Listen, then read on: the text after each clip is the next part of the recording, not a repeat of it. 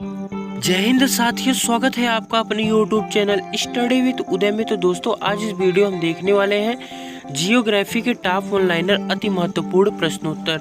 दोस्तों, यह वीडियो आपको एग्जाम में काफ़ी महत्वपूर्ण साबित होगा।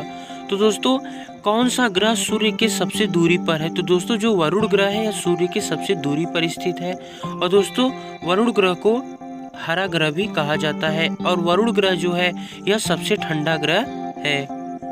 आगे दोस्तों हम देखते हैं सारे वर्ष भर वर्षा किस क्षेत्र में होती है। दोस्तों, सारे वर्ष भर जो पूरे साल वर्षा होती है वह भूमध्य रेखीय क्षेत्र पर होती है।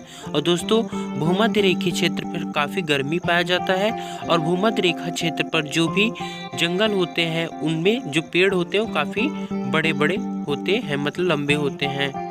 आगे दोस्तों हम देखते हैं राष्ट्रीय बाढ़ आयोग किससे संबंधित है। तो दोस्तों, राष्ट्रीय बाढ़ आयोग जो है यह बाढ़ से संबंधित है। किससे है?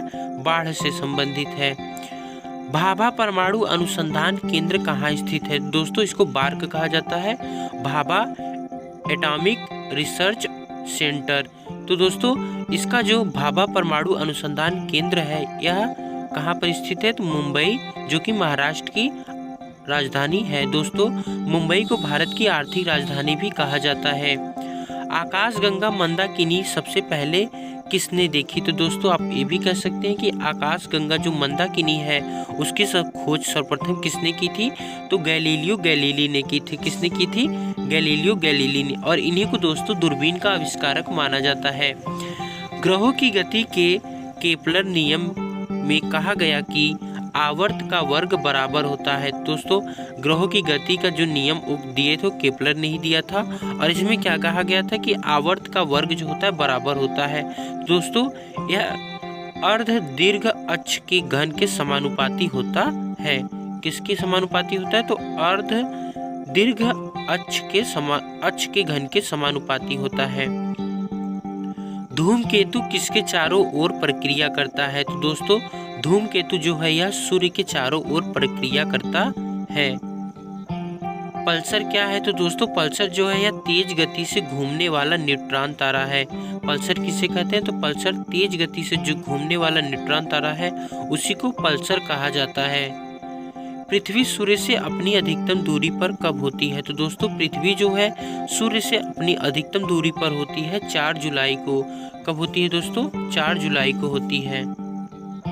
आगे दोस्तों हम देखते हैं सूर्य की परिक्रमा करने वाले ग्रहों की कुल संख्या कितनी है। तो दोस्तों, आपको पता है कि हमारे सौरमंडल में टोटल 8 ग्रह हैं जो कि सूर्य की परिक्रमा करते हैं।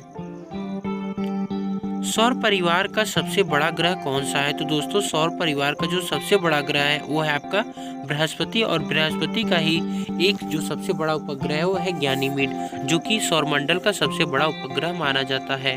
दोस्तों, जो टोटल 8 ग्रह हैं वो हैं आपके बुध, शुक्र, पृथ्वी, मंगल, शनि, बृहस्पति, अरुण, वरुण। आगे दोस्तों देखते हैं सौरमंडल का दूसरा सबसे बड़ा ग्रह कौन सा है? तो दोस्तों, सौरमंडल का जो दूसरा सबसे बड़ा ग्रह है वो है आपका शनि, जिसके टोटल 84 उपग्रह हैं। और दोस्तों, शनि का जो उपग्रह एक प्रसिद्ध है उसका नाम है टाइटन। बुध ग्रह पर उपग्रहों की संख्या कितनी है? तो दोस्तों, 2 ग्रह ऐसे हैं हमारे सौरमंडल पे जिनके पास कोई भी उपग्रह नहीं है, वो है आपके बुध और शुक्र। कौन है? बुध और शुक्र। और दोस्तों, जो बुध है यह सूर्य के सबसे समीप स्थित है, मतलब सूर्य के सबसे पास में स्थित यदि कोई ग्रह है तो वह है बुध। और दूसरे नंबर पे कौन आता है? तो शुक्र आता है। इन दोनों ग्रहों के पास, मतलब बुध और शुक्र के पास कोई भी उपग्रह नहीं है। खगोल भौतिकी में बाह्य अंतरिक्ष में परिकल्पित उस छिद्र का क्या नाम है जहां से तारे और ऊर्जा की उत्पत्ति होती है? तो दोस्तों, खगोल भौतिकी में बाह्य अंतरिक्ष में परिकल्पित उस छिद्र का नाम व्हाइट होल है। क्या है? व्हाइट होल है, जहां से तारे और ऊर्जा की उत्पत्ति होती है। 8 ग्रहों में बुध किस स्थान पर है? दोस्तों, अभी मैंने पहले ही बताया 8 ग्रहों में जो बुध है उसका स्थान सूर्य से पहले स्थान पर माना जाता है। और दोस्तों, बुध जो है सबसे छोटा ग्रह भी है। बृहस्पति का द्रव्यमान कितना है? तो दोस्तों मतलब किसके कंपेयर में पूछा है? तो दोस्तों बृहस्पति का जो द्रव्यमान है, तो बृहस्पति का द्रव्यमान लगभग सूर्य के द्रव्यमान का 1000वां भाग है। कितना भाग है? तो 1000वां भाग है।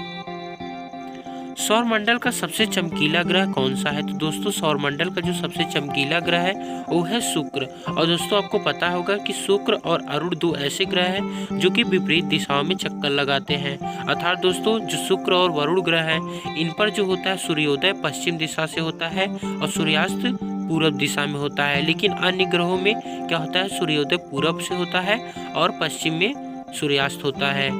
और दोस्तों शुक्र ग्रह के पास भी कोई भी उपग्रह नहीं है। और शुक्र ग्रह को दोस्तों भोर का तारा, सांझ का तारा और सुंदरता की देवी भी कहा जाता है।